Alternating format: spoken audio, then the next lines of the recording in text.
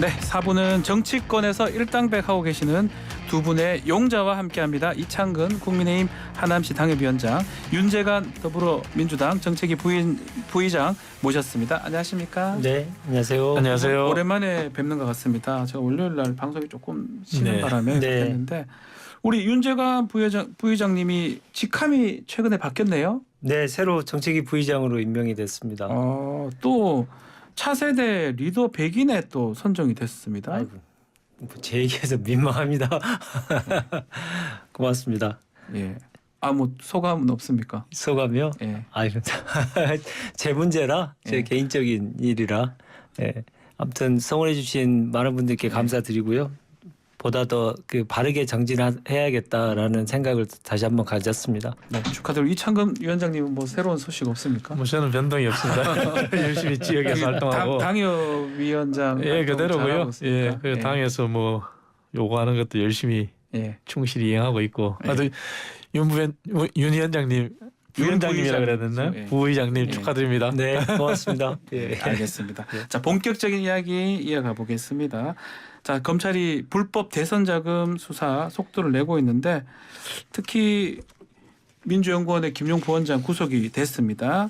이재명 대표 또 민주당 쪽에서는 대장동 특검 카드를 다시 꺼내 들었습니다. 두 분 얘기 다 한번 다 들어보겠습니다. 먼저 우리 이창근 위원장님부터요. 네, 이재명 대표가 특검 얘기를 꺼내는 것은 비단 이번이 처음이 아닙니다. 네. 그런데 이번에 달라진 점은 지난 대선 때 지난 11월이죠. 작년 11월에 특검은 당시에 문재인 정부의 검찰 수사가 진행 중이었지만 검찰 수사가 미진하다면은 특검을 하자 그렇게 단서 조항이 붙었습니다. 네. 하지만 이번에는 본인이 특검을 들고 나왔는데 또 다른 또 특색이 있습니다.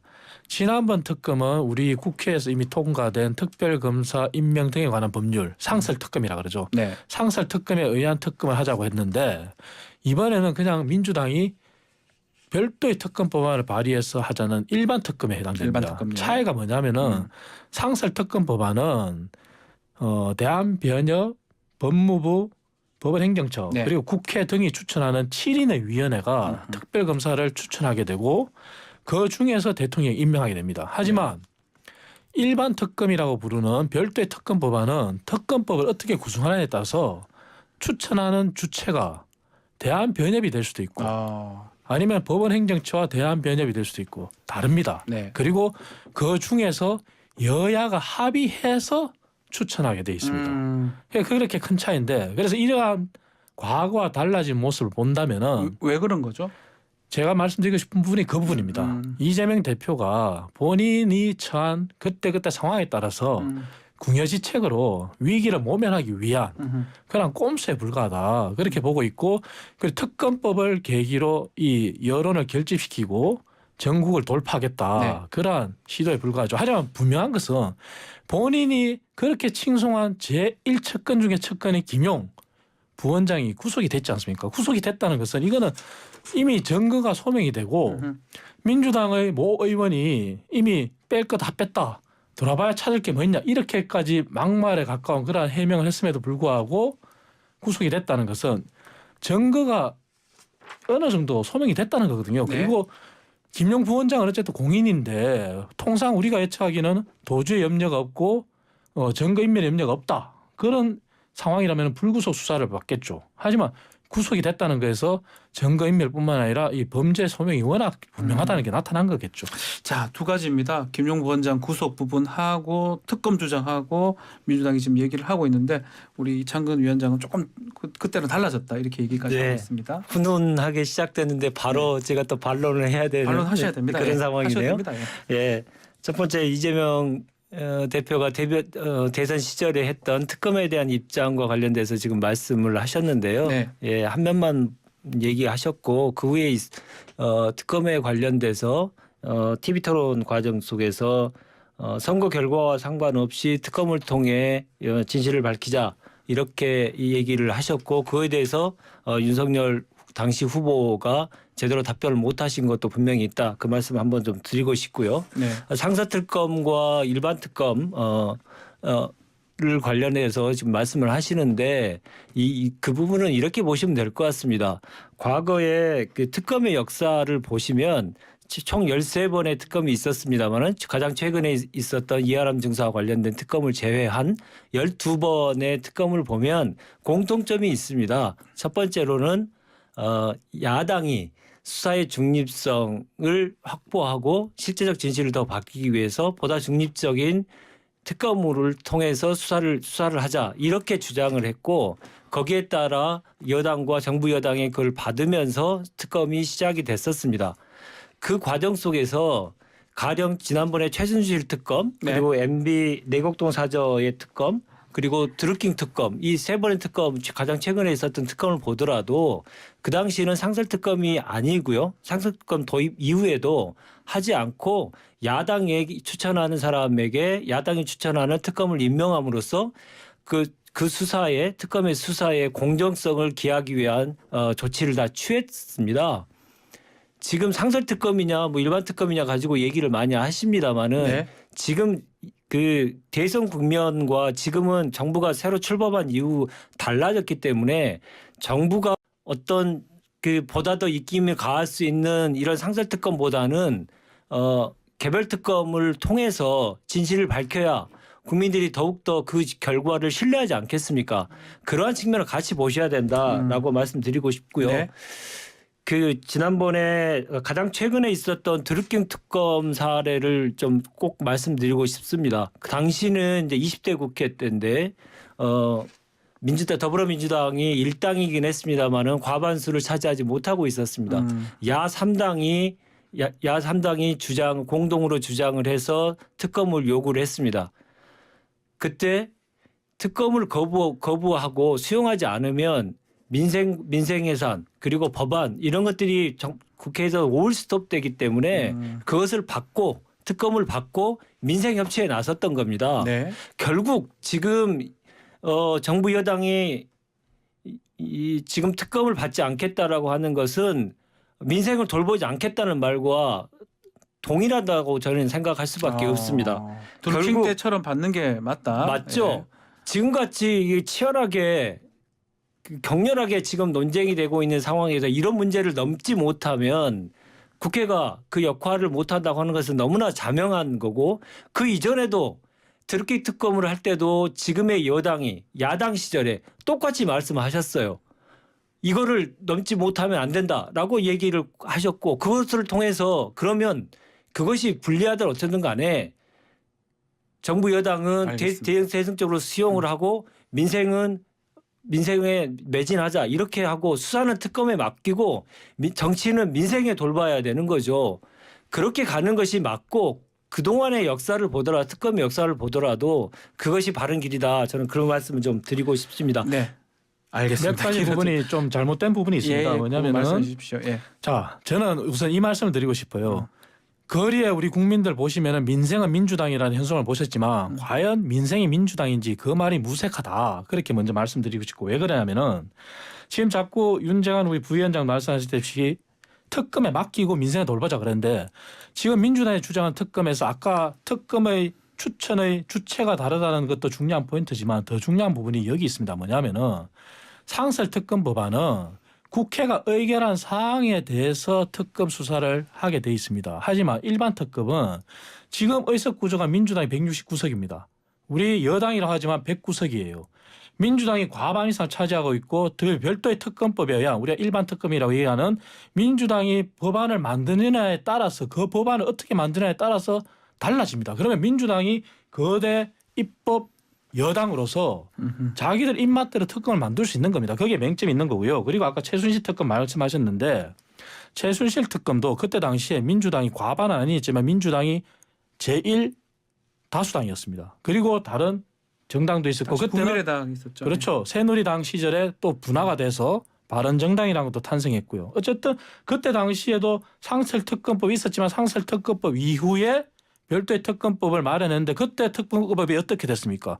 별도의 특검법에 따라서 모든 사안들이 법안에 다 담겼고 그 법안대로 다 수사가 됐지 않습니까? 이번에도 마찬가지입니다. 그렇다면 민주당이 과연 올바르게만 특검법안을 마련한다면 왜 이 일을 달겠습니까? 하지만 그게 아니라는 거죠. 그래서 저희 당이 주장하는 건 하려면 상설 특검법안에 의해서 국회가 의결한 사안에 대해서 하자는 거고 그리고 민생을 자꾸 끌어들이시는데 169석 민주당 의원들도 굉장히 생각이 복잡하실 거라 생각해요. 네. 그중에 우리 서른 의원 같은 경우 어떻게 했습니까? 그리고 김혜영 우리 전 의원 어떻게 했습니까? 이제 그만 내려오시라. 169석 민주당 의원들이 정말 민생을 생각하신다면은 이재명 사법 리스크가 전당대회 때부터 있었지 않습니까? 그렇다면 거기에 이제 손을 놓고 민주당이 정말 수권 전당이 되기 위해서 민생을 위해서 그렇게 하셔야죠.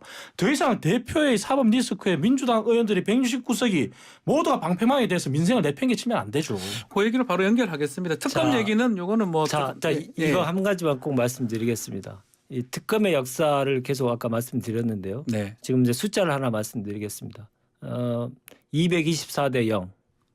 지금 압수수색 말하는 거죠. 유석열 네. 정부 출범 이후에 이렇게 검찰, 경찰의 수사권이 절대적으로 한쪽이 치우치고 있습니다.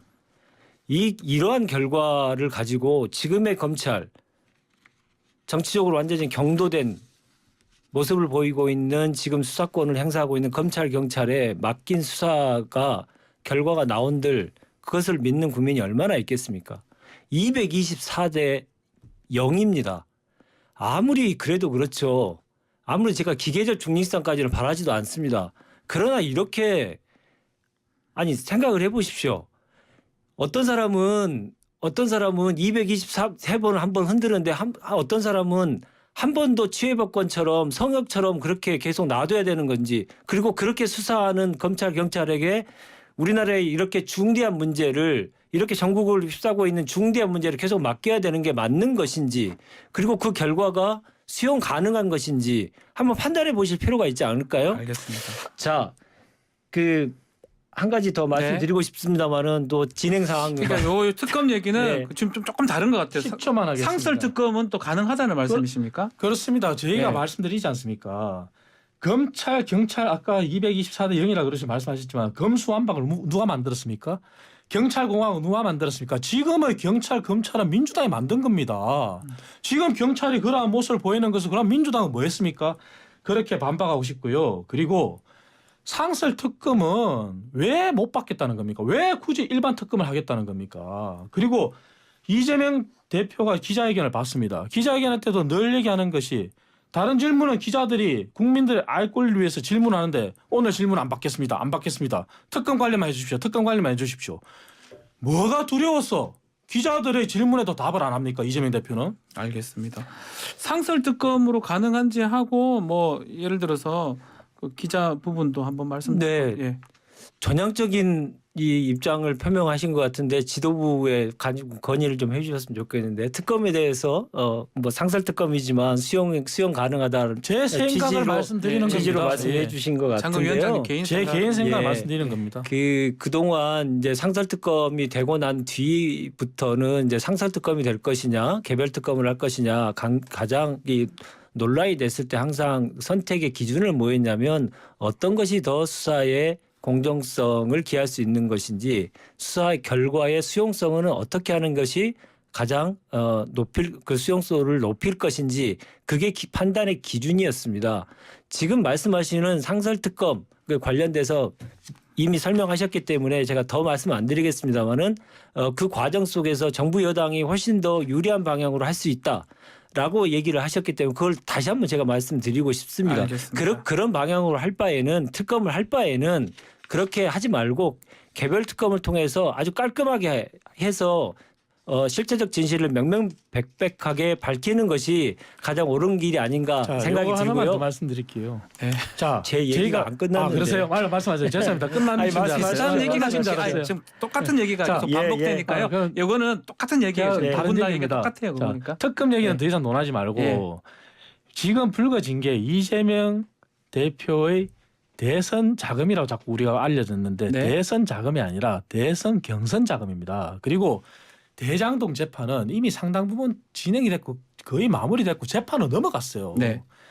자, 그러면 이재명 대표의 새로 쏟아진 의혹은 대선 경선 자금입니다. 그 경선 자금이 대장동에서 나와서 8억 원이라는 돈이 어쨌든 김용 부원장, 유동규 그들한테 통해서 나갔다는 거 아닙니까? 그리고 김용 부원장이 받았다는 거 아닙니까?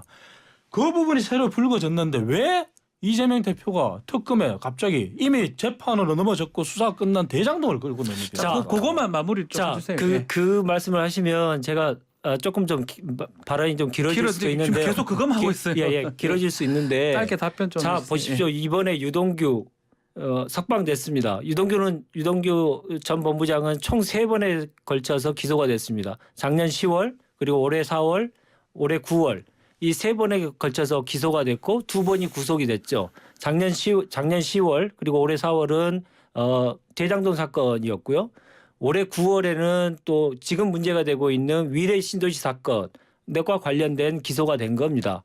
근데 기소를 한 번씩 구속을 한 번 할 때마다 1심에서는 할 때마다 6개월이 구속 기한이기 때문에 2번이 구속됐기 때문에 1년이 지난 상태에서 이번에 10월 20일 날 풀려났습니다. 19일 날 김용 부원장이 체포됐고 공교롭게도 다음 날 바로 그날 밤에 예, 그 뭐 다 아는 얘기인데. 다 아는 얘기면 안 돼. 예, 그 사실을 알고 정확하게 계시니까. 말씀드리는 예, 이유가 예. 있습니다. 보십시오. 검찰이 분명하게 신병을 유동규에 대한 신병을 계속 확보를 해야 될 검찰이 왜 석방을 해주었냐라고 계속 추궁을 하고 논란이 되니 검찰에서는 뭐라고 했습니까? 두 사건을 병합하기 위해서 법원에 신청서를 제출했고 구속 필요성에 대한 의견서를 제출했다. 이렇게 언론 브리핑까지 했습니다. 근데 국정감사를 통해서 서울중앙지법원장에게 그 사실을 물어보니 구속 필요성에 관련된 의견서는 접수받은 게 없다. 검찰이 거짓말했다는 게 드러났습니다. 두 번째, 신병을 계속 확보해야 된다라고 하는 것은 너무나 당연하죠. 왜냐하면 나오게 되면 증거 인멸을 할 가능성이 있고 말을 맞출 가능성이 있기 때문에 계속 구속을 계속 연장할 필요 있는데 이번 9월 달에 기소하면서 구속 수사 요청도 하지 않았습니다. 영장도 신청하지 않았습니다. 이게 무엇이냐라고 하는 것에 대한 국민적 의혹이 지금 계속 있는 상태다. 분명하게 그래서 저희들이 그거는 혹시 이 형량이라든가 이런 것들을 조절을 해서 유동규를 통한 사건의 실제적 진실을 좀 조작하려고 하는 거 아닌가라고 하는 인식을 국민들께서 갖고 있다라고 하는 말씀을 꼭 좀 드리고 싶습니다. 국민들이 갖고 있는 게 아니라 윤재관 우리 부의장께서 이재명 대표의 정확한 워딩 오늘 대변하시는데 그렇게 조작 수사로 몰고 싶으시겠죠. 하지만 그 부분은요. 유동규 전 본부장의 모 언론사 인터뷰에서 분명히 죄를 지었으면 벌을 받아야 된다 얘기했습니다. 그들은 한 리그였고 이재명 대표가 그렇게 칭송한 김용과 유동규였습니다. 더 이상 민주당 의원들을 포함해서 우리 부의장께서도 과연 그렇게 국민들이 다 알고 있는데 그걸 조작 수사로 몰고 와서 이재명 대표가 얘기하는 그 워딩을 반복해서 그렇게 가야 될지 아니면은 정말 민주당도 수권 정당을 위해서 그렇게 털건 털고 30의원이 자당 소속의 국회의원입니다. 그것도 중진입니다. 그분도 왜 그렇게 말씀했는지 그런 거 한번 짚어봤으면 좋겠습니다. 그 정도 하겠습니다. 짧게 그냥 마무리를 할게요. 예. 수상한 점이 한두 점이 아닙니다. 알겠습니다. 예. 그것뿐만이 아니고 그 얘기를 뭐 계속 하던 얘기니까요. 예. 그것뿐만이 아니고 어떻게 조사실에서 동고인을 변호인 입회 없이 만나게 해줍니까? 알겠습니다. 예? 그런 것들이 이제 조금 그리고 변호사의 의문스럽다. 조력을 석방되기 전에는 변호사의 조력을 거부했습니다. 그리고 검찰의 조력을 받은 게 아닌가라는 의심들을 더욱더 갖게 했던 거죠. 불필요한 그런 내용들까지 다 고려해서 그런 내용들이 지금 논란이 되고 있다는 알겠습니다. 말씀을 분명히 드립니다. 굉장히 오해스러운 발언을 많이 하시는데요. 굉장히 근거가 위험스러운 없는 발언을 하시는 얘기가 겁니다. 아닙니다. 아니 발언 중에 굉장히 위험스러운 발언하셨는데 저는 그냥 조작 수사라고 말하는 이재명 대표의 말씀을 반복하기보다는 민주당이 자당 내부에서 쏟아지는 우리 소장파 의원들 그리고 30의원들의 그런 말씀들을 또 새겨 듣기를 바라겠습니다. 알겠습니다. 그 얘기는 다음에 또 나올 것 같은데. 알겠습니다. 자, 뭐 특검 얘기를 하다 보니까 많이 좀 길어졌는데요. 자, 오늘 이렇게 좀 경색이 돼 있고 특검이 쉽지는 않을 것 같습니다. 지금 말씀하신 것처럼 그런 상황에서 국정감사 끝난 이후에는 예산 심사가 지금 들어가는데 뭐 법에 따라서 대통령 예산 시정연설이 있습니다. 민주당 같은 경우는 지금 보이콧 얘기를 좀 하고 있습니다. 네, 네. 보이콧의 뭐 구체적인 방법 그걸 얘기 드리기 전에 최소한 의회 민주주의에 대한 존중에 대한 표시는 하시는 게 맞지 않겠습니까? 뭐 지난번 선방 과정 속에서 있었던 EXX 그리고 최근의 주사파 발언 그리고 국감 중에 지금 김용 부원장과 하등에 관련이 없는 야당 당사를 침탈했던 거 이러한 사실에 대해서 최소한의 유감 표명 정도는 하셔야 되지 않을까 생각이 듭니다. 본인이 그 국회 그리고 대한민국 의회를 시쳇말로 이 EXX 하셨다고 뭐 이렇게 해명들을 하셨습니다마는 대통령실에서 그러나 분명하게 그 점에 대해서는 얘기를 한번 하시고 그 시정연설을 하시더라도 하시는 게 맞지. 그 시정연설이 단지 국회에서 해야 되는 이유는 무엇입니까? 국민의 대표기관인 의회에 국회에 오셔서 내년도 예산안에 대해서 설명하는 것은 그것은 국회의원에 대해서 또 하는 것이지만 국민에 대해서 보고하는 거 아니겠습니까? 의회에 대해서 야당에 대해서 유감 표명 정도를 말씀드리는 것은 단지 더불어민주당에 해달라는 말씀이 아니고요. 대한민국 국민들에게 해달라는 말씀이기 때문에 그 정도의 유감 표명은 해주시는 게 맞다 이렇게 말씀드리고 싶고요. 그 다음에 어떻게 할 것이냐의 문제는 뭐 지켜봐야 될 문제라고 봅니다. 네, 그러니까 지금 보면 이렇게 시정 연설을 안 한다고 한다면 앞으로 이제 예산안 뭐 또 정부 조직 개편안 법률 같은 거 민주당의 협조 없이는 좀 어렵잖아요. 그렇습니다. 역대 네. 정부에서 지금 정부 조직법이 통과되지 못하고 출범한 정부는 아마 윤석열 정부가 처음일 거라고 저는 봅니다. 처음일 거고요. 그리고 자꾸 의회 민주주의 존중 그러시는데 물론 저는 대통령의 그 야당을 향한 그런 국회를 향한 그런 발언 대통령실에서도 유감 표명이 분명히 공식적으로 나왔고 잘했다고 얘기하진 않습니다. 하지만 대통령실에서 나온 그 공식적인 성명이 발표가 논평이 이미 나왔고 그리고 민주당도 아까 말씀드린 것처럼 민생이 민주당이라는 그런 말씀을 하시려면은 적어도 정부가 일을 할 수 있게 해줘야 됩니다. 그리고 대통령의 시정연설을 볼모로 보이콧 얘기하실 게 아니라 말씀을 들어보시고 거기에서 만약 부족하다면은 그 다음 또 비판을 가하시면 되는 것이고 그리고 대통령이 내는 예산안이 윤석열 정부의 첫 예산안입니다. 원래 윤석열 정부는 5월달 출범했지만 다들 아신 것처럼 지금 예산은 문재인 정부에서 수립한 예산을 수정 예산이라고 그래서 약간 수정해서 지금 집행하고 있을 뿐이고 그렇다면 윤석열 정부가 제대로 일을 하는 건 내년부터입니다. 그런 기회를 주셨으면 하는 바람을 드리는 거고 그리고 아까 야당 당사 침탈이라는 표현을 쓰셨는데 우리 윤재한 부의장께서 오늘 윤재한 부의장답지 않게 좀 말을 좀 강하게 쓰시는 것 같은데 야당 당사 침탈이 아니고요. 야당 당사가 아니라 야당 당사에 있는 민주연구원이 그 안에 있기 때문에 민주연구원에 있는 김용 부원장의 책상에 대한 압수수색으로 명확히 한정을 했고요. 과거에 야당에 대한 그런 압수수색을 자꾸 말씀하시는데 이번에 그렇게 범위를 한정했음에도 불구하고 야당 당사 압수수색이라 합시다. 야당 당사 압수수색이 없었던 거 아닙니다. 과거에도 있었습니다. 차떼기 정당 시절에도 있었고 이게 이번에 자꾸 처음이라고 자꾸 민주당 그렇게 여론을 몰고 하시는데 절대 아니고요. 자, 임명된 지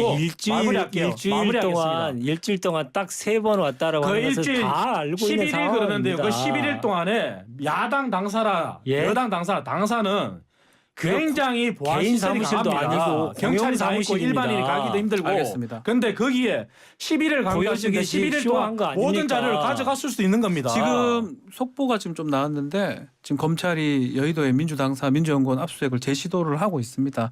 아마 이것도 또 어떻게 될지 좀 봐야 될 것 같고요. 예상했던 바입니다. 네, 뭐 민주당 입장에서는 아마 그 한중간에 있으니까 야당 당사에 들어오게 하는 그 부분이 좀 그렇다라고 주장을 하는 것 같고요.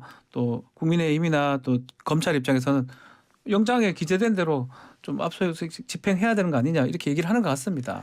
그 시정연설 전에 네.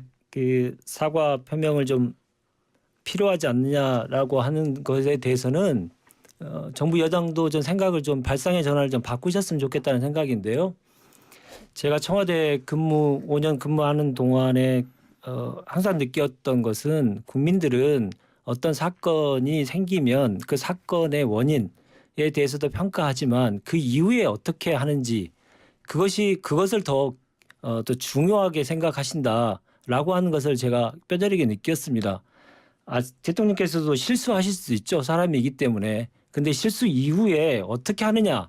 그거에 따라서 국민적 평가가 많이 달라지지 않겠습니까? 지금의 낮은 지지율 5주 연속 20%대에 머물고 있는 지지율 역시 사람이 실수를 할 수 있는데 그 다음에 사과하고 그렇게 넘어갔으면 좋겠는데 그걸 다르게 하시니 그건 좀 아니지 않는가라는 국민적 평가가 반영돼 있다고 생각합니다. 이번 계기에 국회에 오시는 마당에 그런 것에 대해서 유감 표명 정도를 하시면 훨씬 더 지지율도 더 많이 오르고 그러지 않을까요? 발상의 전환을 좀 하셨으면 좋겠다는 생각을 좀 말씀드리고 이제 싶습니다. 한 1분 정도 남았으니까 우리 이창금 위원장님 말씀 한번 들어보겠습니다. 물론 우리 윤정한 부의장 말씀처럼 저도 대통령께서 속 시원하게 인정할 거 인정하고 잘못했던 건 잘못했고 했으면 좋겠습니다. 하지만 대통령이라는 자리가 굉장히 대통령직이 갖고 있는 고귀함도 있습니다. 물론 잘했다는 거 아닙니다. 하지만 그때 당시에 어떻게 했습니까? 민주당이. 순방의 지난번 우리 방송에서 얘기했지만 순방의 공과가 있는데 공은 다 무시하고 그리고 더 세일즈대가 돼야 될 그런 포인트도 다 무시하고 오로지 대통령은 그 실수 하나 가지고 외교 참사다. 그리고 미국과 그 다음에 어떻게 됐습니까? 미국의 전기차 감세법 관련해서 미국의 국회의원들도 전향적으로 한국을 검토하겠다는 그런 성과도 냈습니다. 그런 부분들은 왜 무시하십니까? 알겠습니다. 공식적인 논평도 나갔습니다. 그래서 민주당도 더 이상 그러지 마시고 인정할 거 인정해 주시고 알겠습니다. 협조해 주셨으면 좋겠습니다. 자, 시간이 다 됐어요. 시간이 다 됐습니다. 뭐 다음에 한마디 말씀 꼭 드리고 시간이- 싶은데요. 예. 민주당이 예산과 정부 하는 일에 대해서 협조를 안 했다. 알겠습니다. 이런 말씀은 좀 삼가하셨으면 좋겠다 양곡 생각합니다. 통과는 일방적으로 통과 예산- 어떻게 예산이 생각하십니까? 지금 지금 마무리하겠습니다. 심의 절차도 들어가지도 이제 않았는데 그만 예. 시간이 다 직전에도 됐- 양곡법에 일방 알겠습니다. 통과됐습니다. 알겠습니다. 자, 오늘 용자들 코너 여기서 마무리하겠습니다. 이창근 위원장, 윤재건 부의장 함께해서 감사합니다. 고맙습니다. 감사합니다.